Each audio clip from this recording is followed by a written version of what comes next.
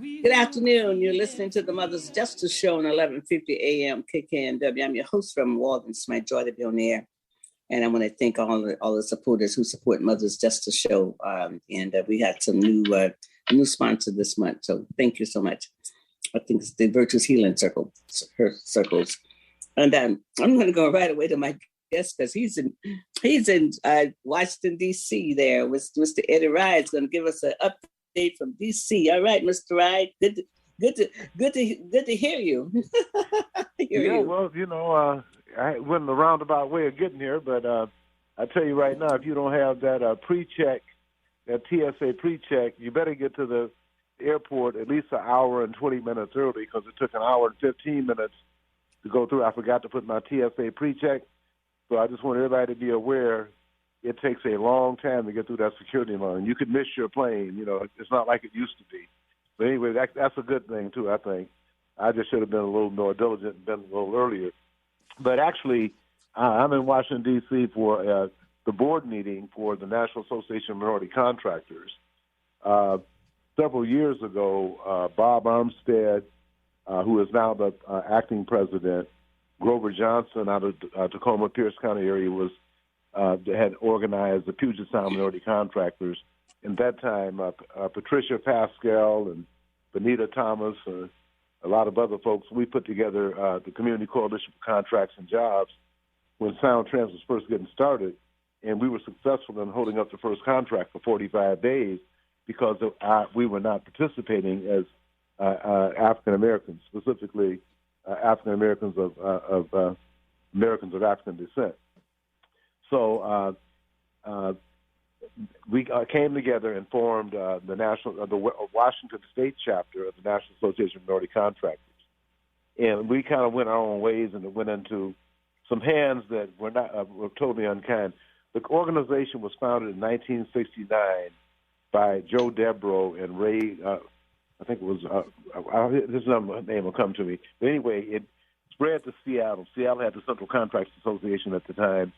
And pretty soon it became a national organization. And so the door was open to everybody.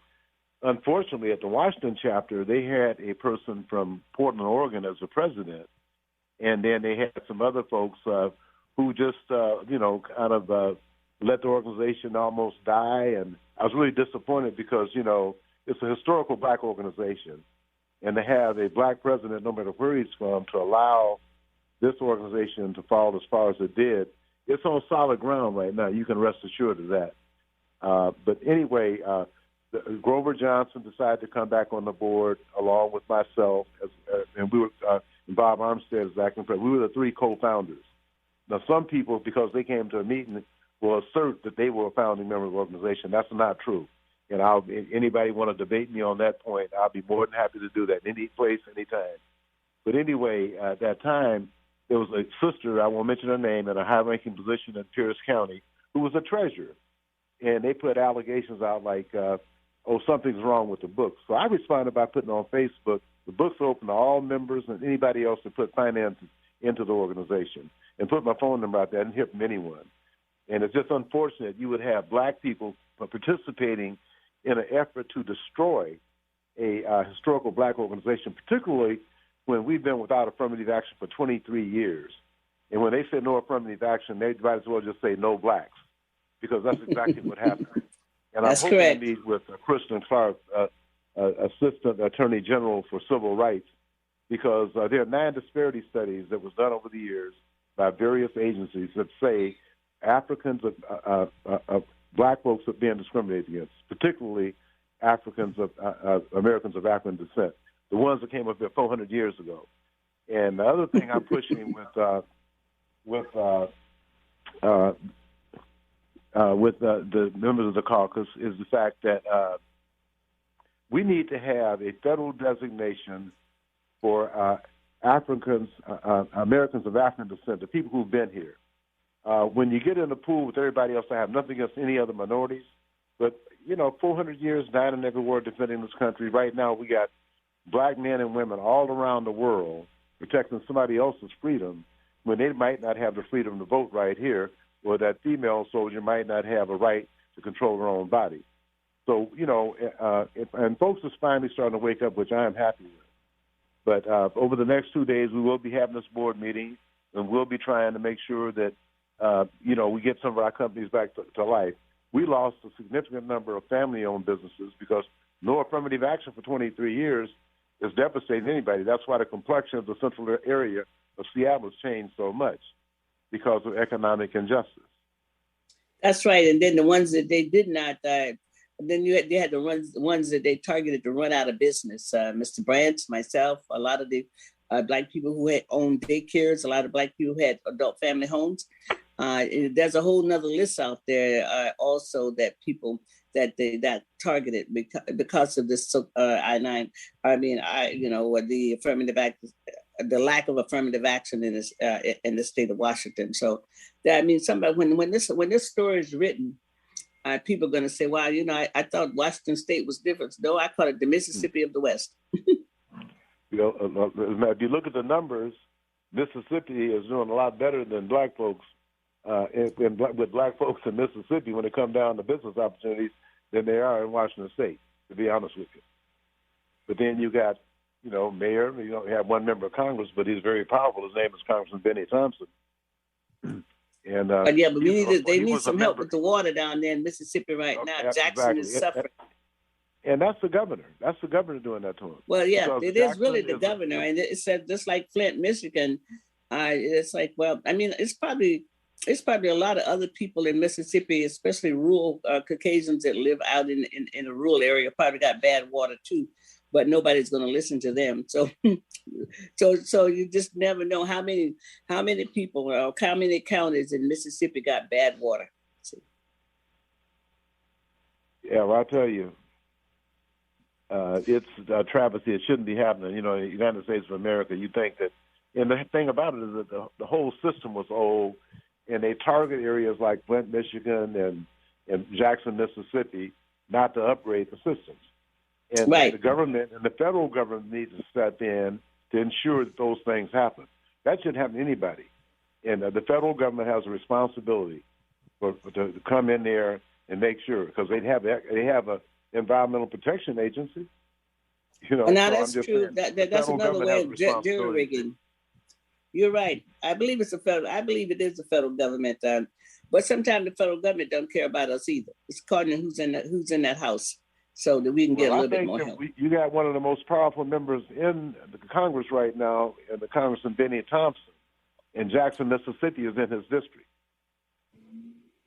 Well, I think you need to be doing some jawboning like Johnson coming back used to do. Town like right now. So we'll see, because they've been on this leave since Labor Day. And I guess the governor of Mississippi had told the feds or someone that he was going to take care of it. He didn't do anything. So now they're coming back to session. They'll be getting here. As a matter of fact, I talked to Congressman Cleaver. They're getting back into town today. I know Congressman Adam Smith had a town hall meeting yesterday in Federal Way. As a matter of fact, one of my guests on that with him that got a chance to talk to him was Sadia Abdullah. She was representing the Delta Sigma Theta sorority, and she happened to live in the 30th district and said she will be there.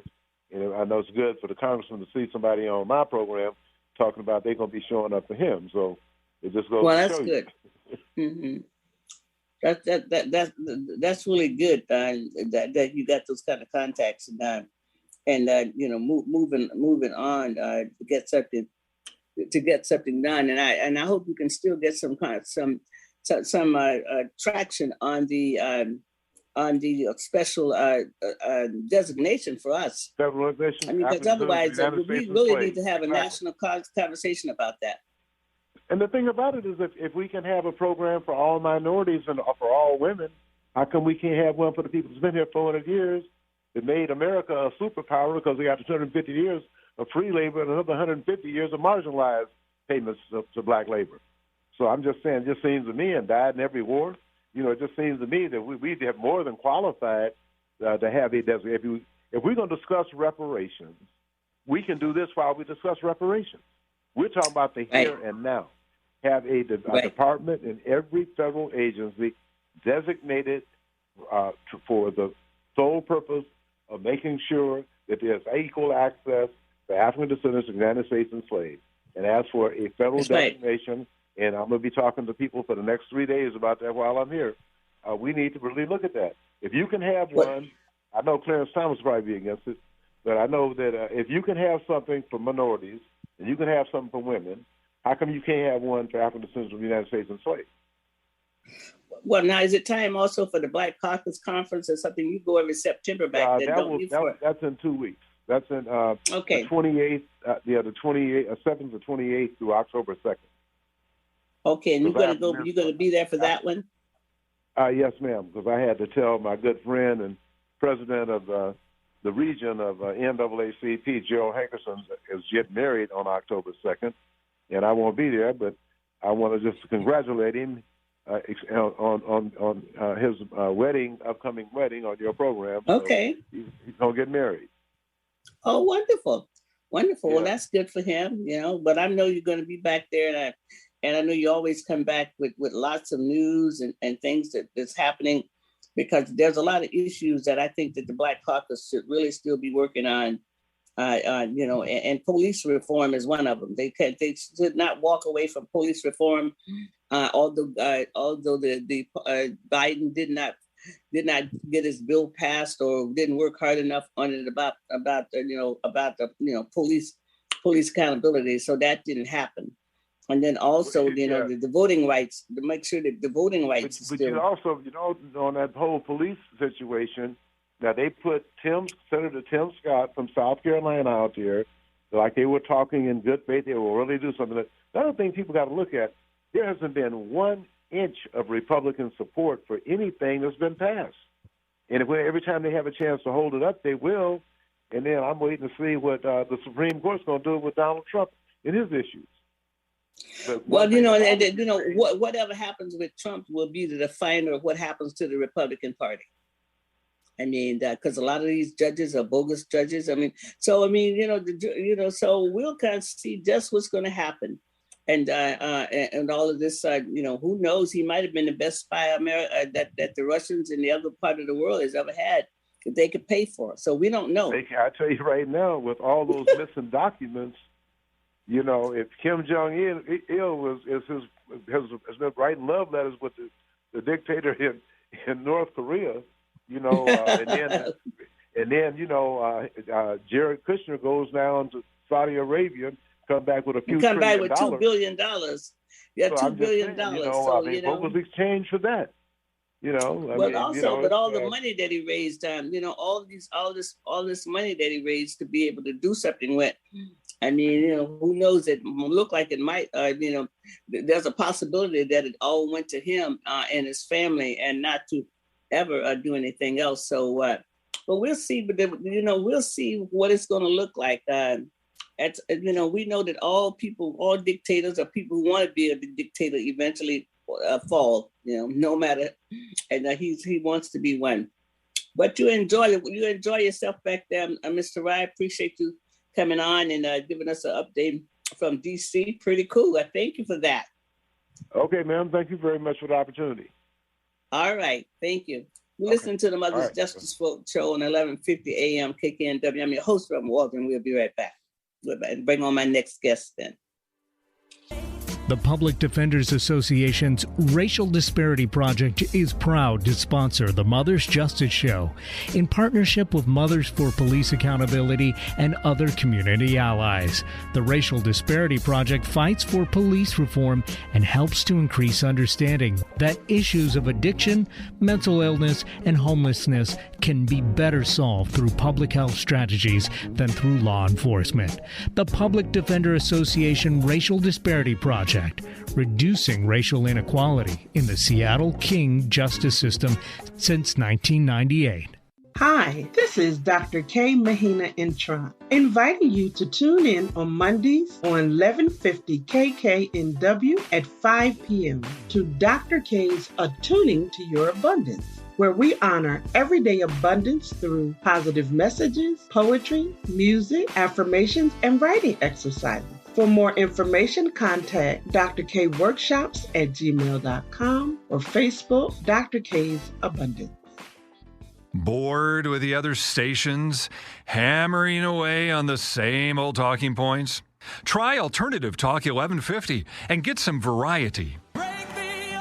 Good afternoon. You're listening to the Mother's Justice Show on 1150 AM KKNW. I'm your host, Reverend Walden. It's my joy to be on there. I want to thank Eric for that song. I bring my next guest on. She's a pastor. And I wanted to bring on the music that would be uplifting for Reverend Dr. LaVerene Hall. I want to invite you to thank you for coming on. First time on my show, but not the first time talking to one another. So anyway, we've been wanting to bring you on for a while, but your Mondays you was making a trek down to Portland, and I think you have your lovely sister with you. So, and I just want to appreciate you, Reverend Hall. Reverend Dr. Hall.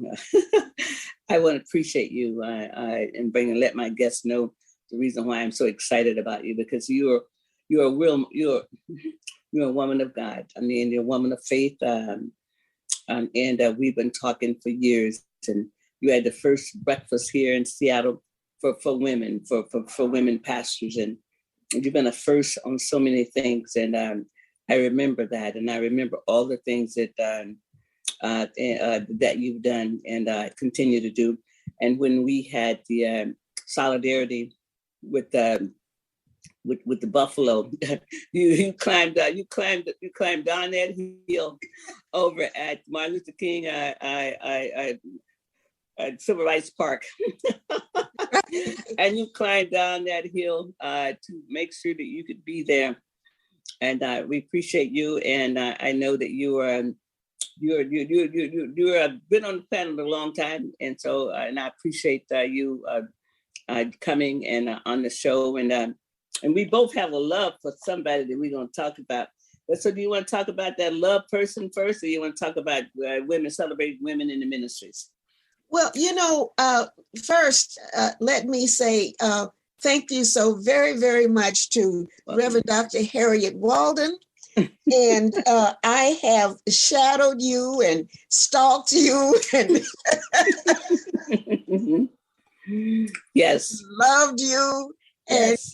And been the beneficiary of your goodness and your grace yes. for I don't know how many years. Yes. And I just thank you so very, very much. And all of the accolades and recognitions and what this and this and this and that you are receiving, I sanction them all. And I just wish that there could just be many, many, many, many, many more, because you are so deserving. You have been out on that battlefield and on the line of scrimmage for so very, very long. And I want people to know that you are the only one that I have ever said that you could sign my name to whatever it is you're doing without even asking me. Now, yes, that's true. That's right. You said that. And I still mean that very, very much. So thank you so much. Thank you. Publicly, thank you. Yeah. Thank you also. And we can spend the whole show talking about you. Well, you know what? I mean, we've been on the same page on so many, we want to be on the right side of history. Mm-hmm. When history is written, let it be that we stood for righteousness. Absolutely. We stood for justice. And sometimes, Reverend Hall, you stood alone. And I know that. Yeah, that's very true. That's right. You know that. And sometimes when we stand for justice, we want to be on the right side of history. Sometimes we are in that wilderness by ourselves. But you know what? We're never alone, because the presence that is never in an absence is always with us. And you know that. Us surround. It's like an invisible halo. That's right. And you know that, let me just share this, that I really have no reason to feel like I'm all alone. Ever. That's because just at the appropriate time, somebody will call me. Reverend Harriet might call and say, I was just thinking about you and I want to talk to you. And, just to give you another example. You know, I was involved in a prison ministry for probably 18 plus years. Okay. Yes. Mm-hmm. Going back and forth, back and forth, back and forth, sometimes 2 and 3 times a month, but always once a month.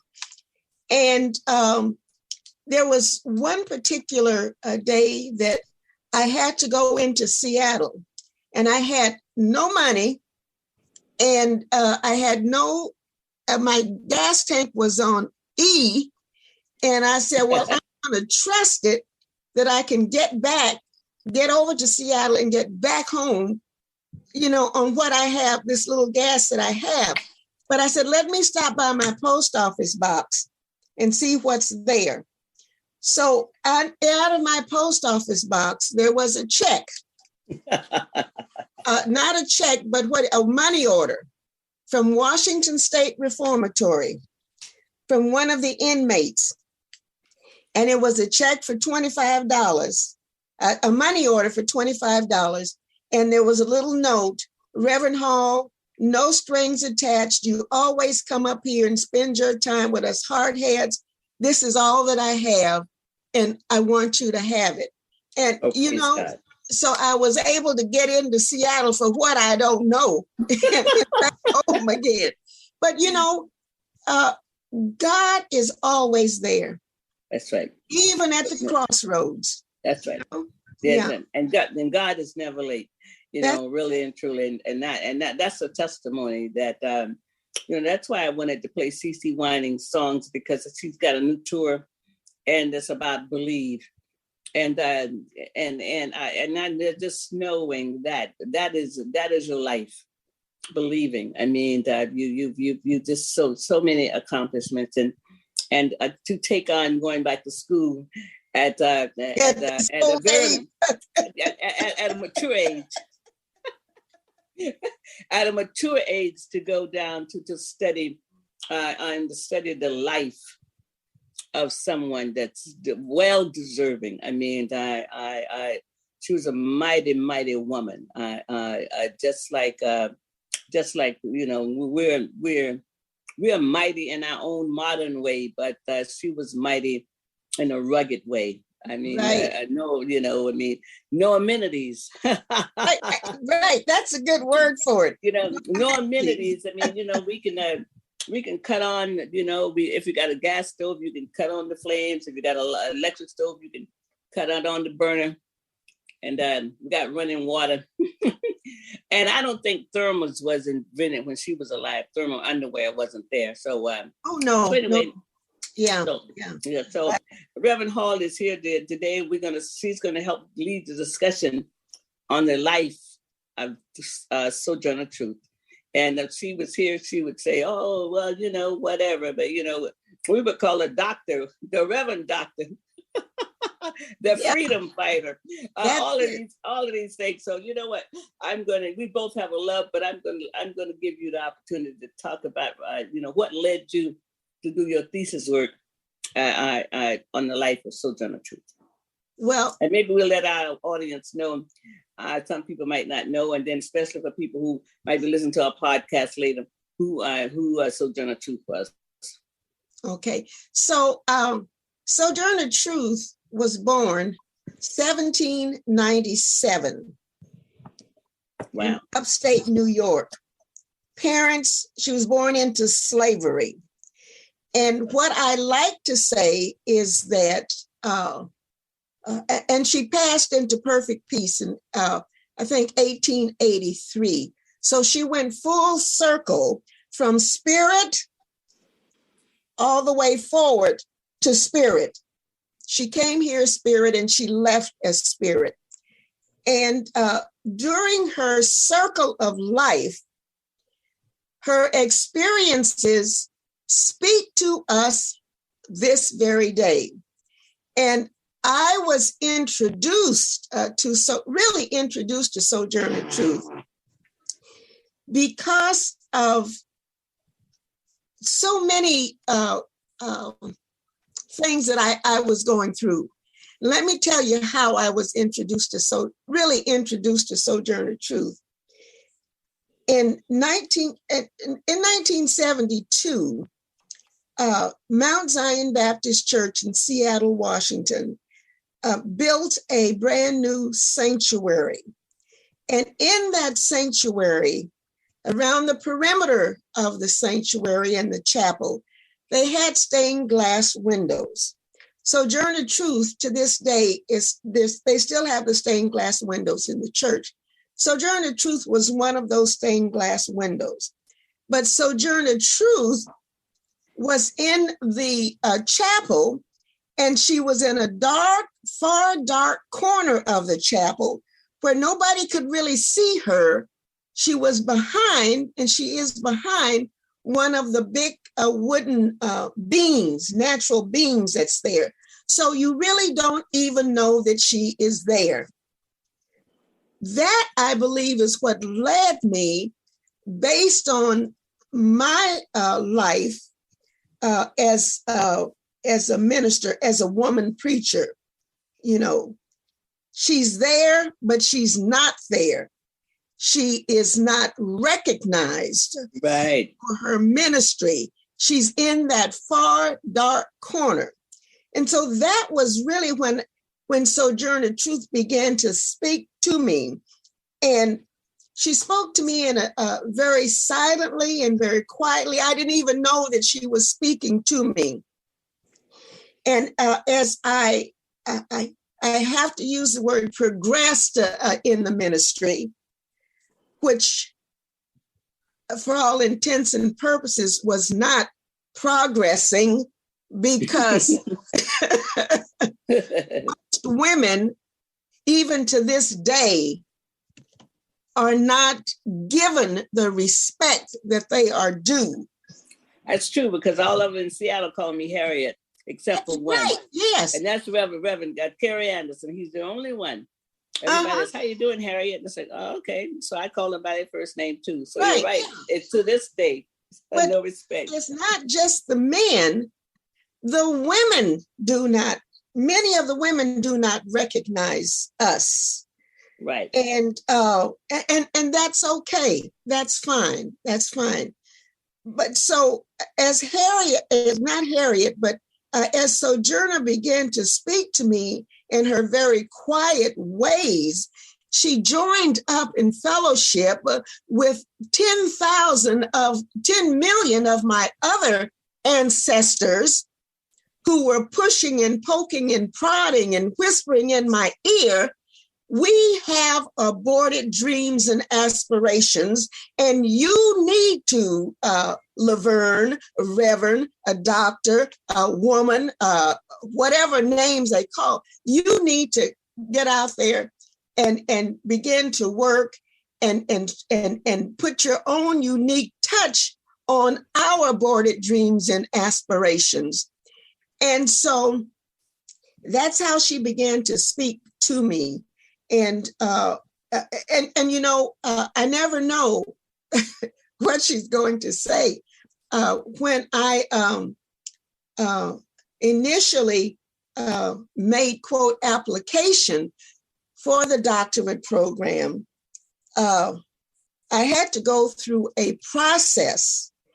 And I said to my sister, I had to have a conversation with Sojourner Truth and get her okay to dig into her life and her background, you know, because she lived the life of a slave. And we know the degradation and all of this stuff that she had to go through as a slave and as a woman. But I had to get her approval in order to proceed. Right. And after she said, okay, LaVerene, it's okay for you to do this, then the two of us had to go to God and say, is this okay for the two of us to do this? Because it's going to be a lifestyle. It's going to be more than a moment. So God, we need your permission to do this. And so we got that approval. And so boom. And the dissertation question based on how I had been treated, how I am treated, and many, many other women, not just me, That's right. In the ministry. The question, because I had begun to question whether or not I had been called to preach and spread the gospel. The dissertation question was, are African American women called to preach? And the only way that I could get the answer to that question, as well as answer it for myself, LaVerene, are you called to preach, was to do an anatomy of Sojourner Truth's spiritual conversion. I had to understand what all of that was about. And then putting that in academic terminology. Yeah, because she was really a spiritualist. She was. She was a spiritualist, and that's how I came to know her.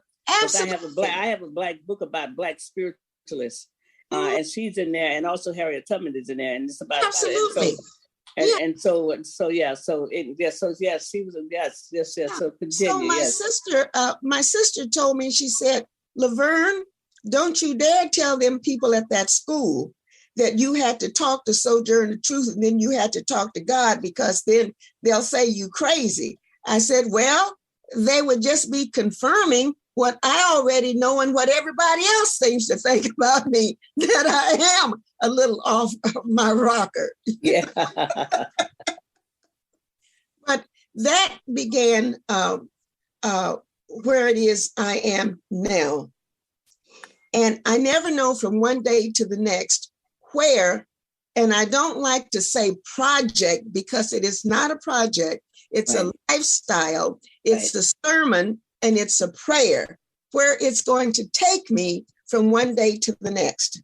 And so after completing that dissertation, and those folks down at that seminary said, well, I guess you did okay. So we, meaning the seminary, we're going to allow you to be called doctor, okay? When years ago, one of my very dear friends who is no longer with us, Joseph Zimbabwe.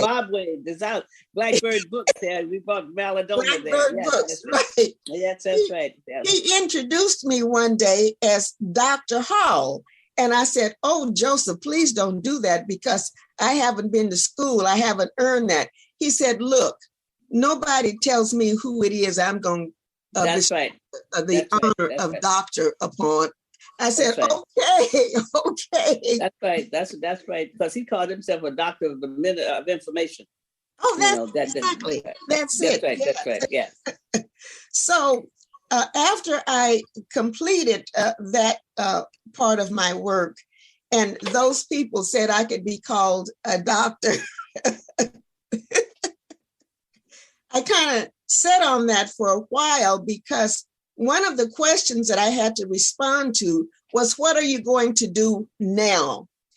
And I didn't know, because I hadn't stopped anything that I had already been doing.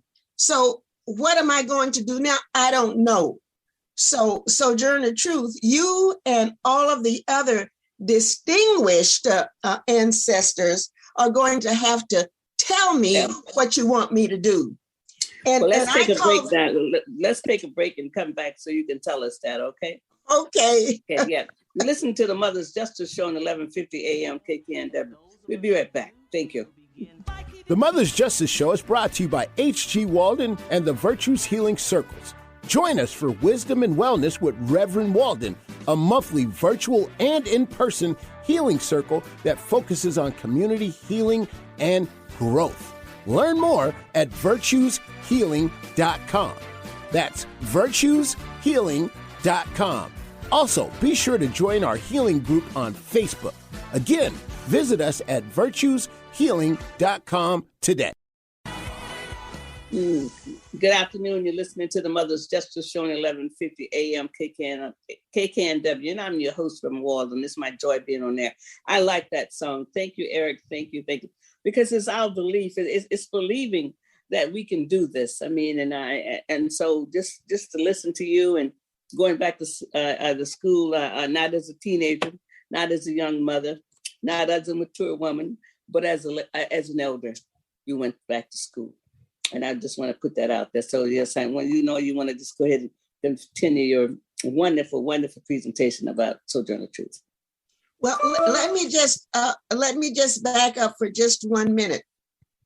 Well, let me start this way, that I call Sojourner Truth my distinguished contemporary ancestor, in that because of all that she did, all that she is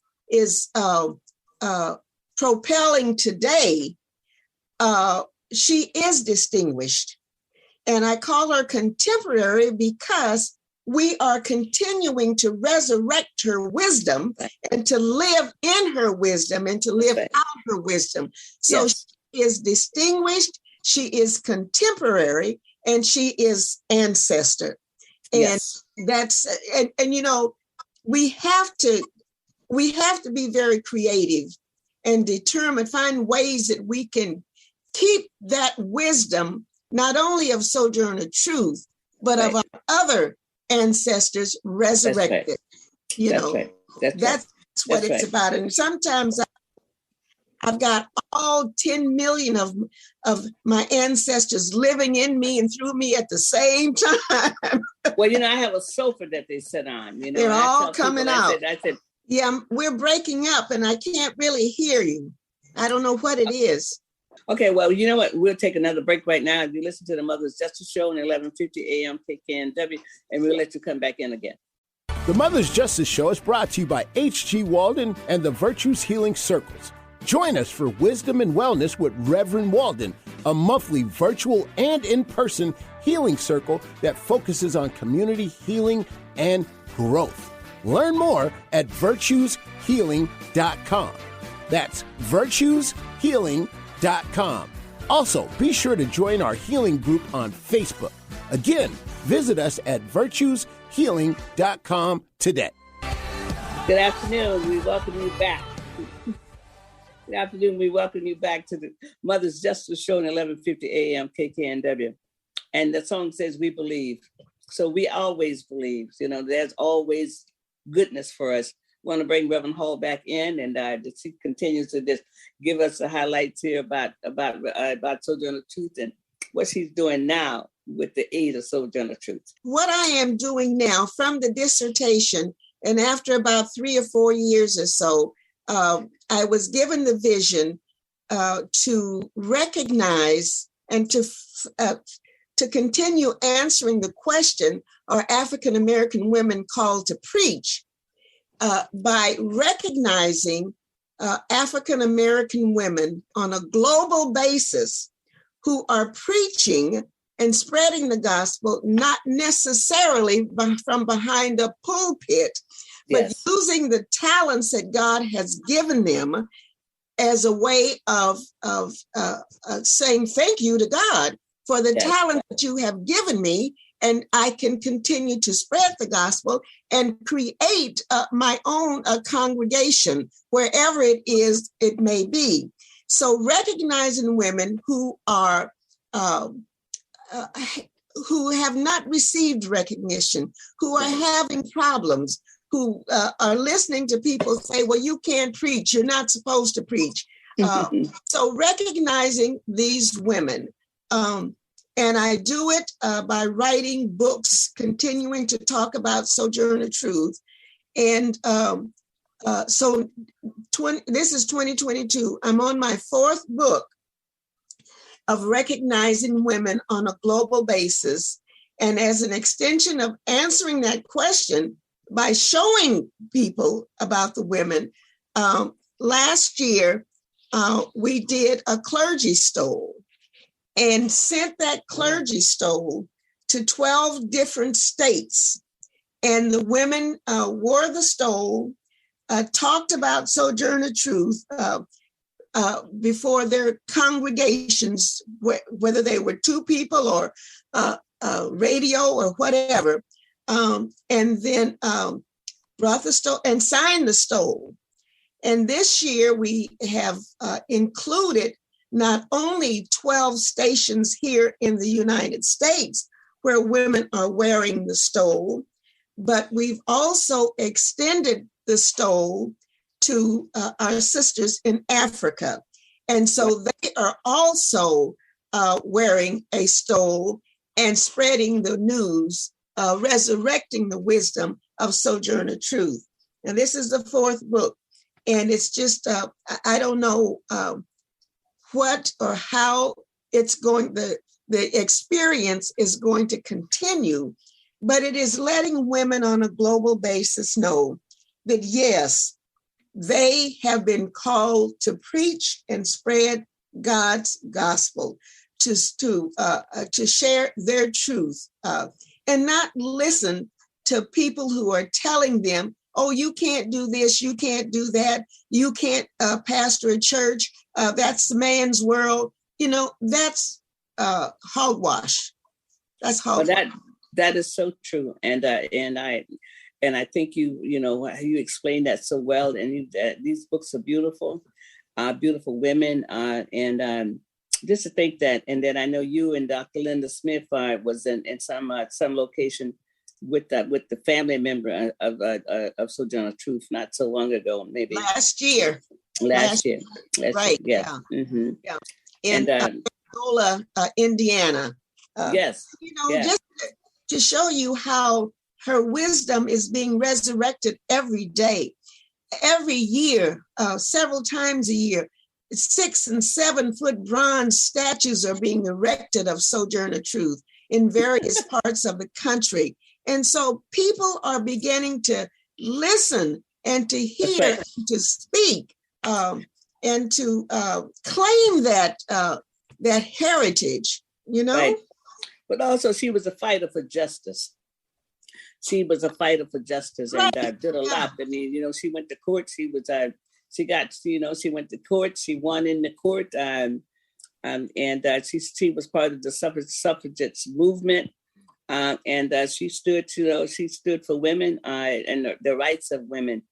And so, a lot of these movements, Black women, have spoke with them, and then they go on without us, because sometimes they have another agenda. But she was not afraid.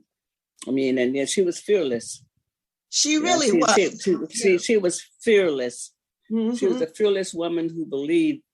I mean, when she had a transformation, and she had this spiritual transformation, and she had she had this voice about love everybody, and then she the story. So I'm gonna let you tell that story about. I'm gonna let you tell that spiritual transformation story. Well, she woke up one morning. And she said, what is this? What am I doing here? I have literally gone through 40 plus years of my life just not being free. She says, but I'm free now. But she was still a slave. That's right. But she was free in her mind. And she said that at that moment, right, she saw Jesus standing there next to her. These are words that historians say that she said. She saw Jesus standing there, and was telling her what to do, how to do it, and where to go about doing it. So she struck out, a single woman, right, with all that she had on, to go and spread the word about freedom. Right. And she took her direction, she said, from the good Lord. And so it's about the courage and what she had to do during that moment of spiritual conversion. She had to, number one, repent and forgive herself of all that she had done. Then she had to, in turn, forgive, and that's hard. Don't tell me that's not hard.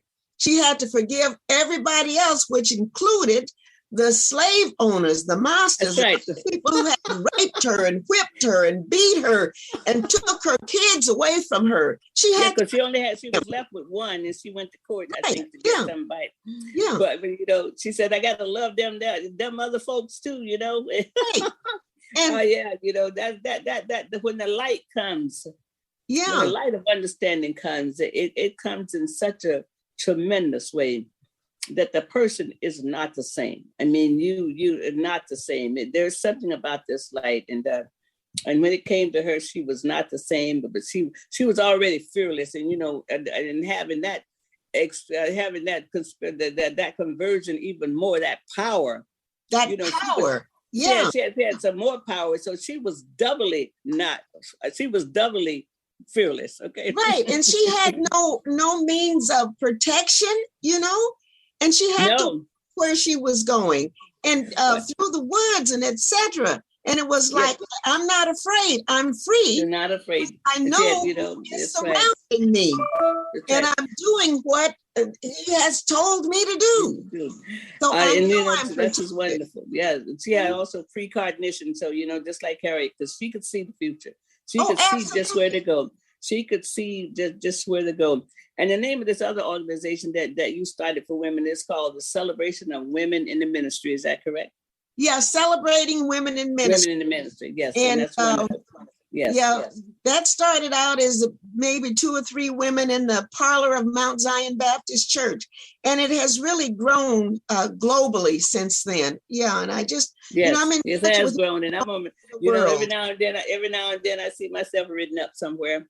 And I have the honor of ending this year with the Stoll, and we'll get together. And I know there's a Sojourner. It was a Sojourner house over here on 23rd in Union one time, long time ago. And then there's a bus of her. Uncle Ike's is now. That's right. Yeah. Well, at least it was holy ground at one time. But we know that all that God created was every ground is holy ground. We just have to pray on it when we get there. But also, there's a bus of her out in Seattle U. Is that correct? Well, what is it in the law school at Seattle U is a ceiling to floor tapestry of Sojourner Truth. And it's hanging there in the law school. And it's been there for many, many years. And I spoke to the lady who did that particular tapestry.